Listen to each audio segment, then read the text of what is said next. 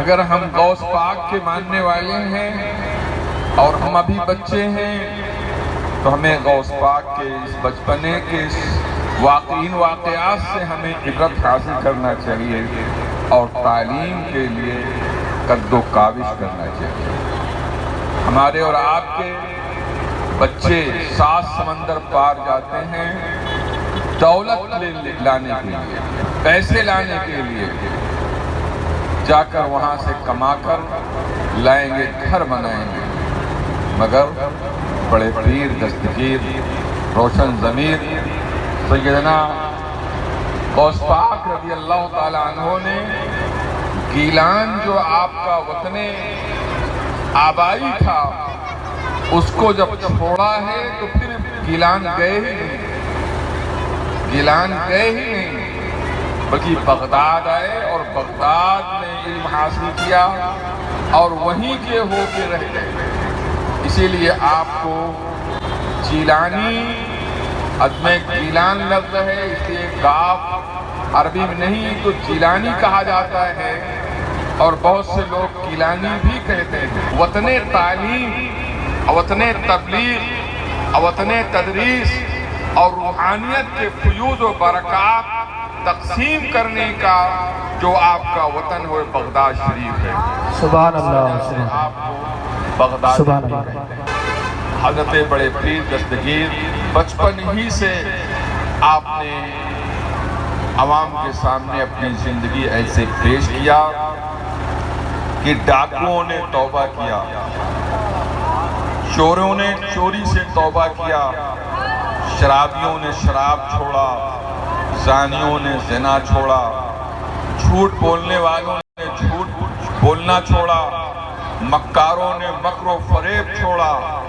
حد یہ ہے کہ بڑے پیر دستگیر سیدنا شیخ عبد القادر الجیلانی البغدادی جا رہے تھے، جنگل سے گزر رہے تھے تو ایک جنگلی چور راہزن آپ کے کرتے کا دامن پکڑ لیا، کرتے کا دامن پکڑ لیا، چونکہ بہت قیمتی لباس آپ پہنے ہوئے تھے اور قیمتی لباس پہننے کا مطلب یہ نہیں تھا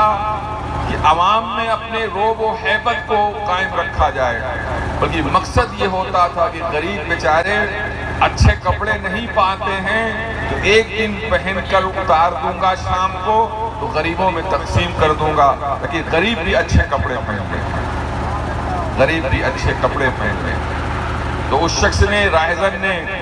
آپ کے کرتے کا دامن پکڑ لیا اور کہا اس کپڑے کو اتار دیجیے آپ، اور اس جنگل سے کوئی شخص جو ہے محفوظ نہیں جاتا ہے، ہم سب رکھوا لیتے ہیں اور آپ کا کپڑا بہت کرتا بڑا اونچا ہے،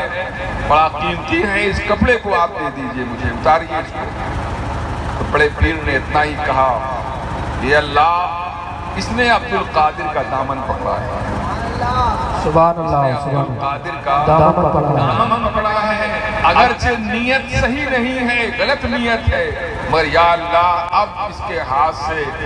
عبد القادر کا دامن نہ چھوٹنے پائے، سبحان اللہ۔ اللہ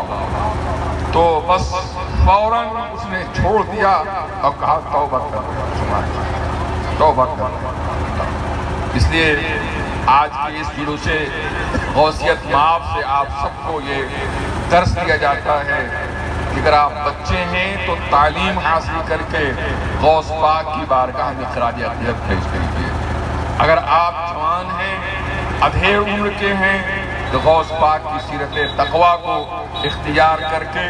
غوث پاک کی بارگاہ میں خراج عقیدت پیش کریے، اگر آپ جو ہے کسی بھی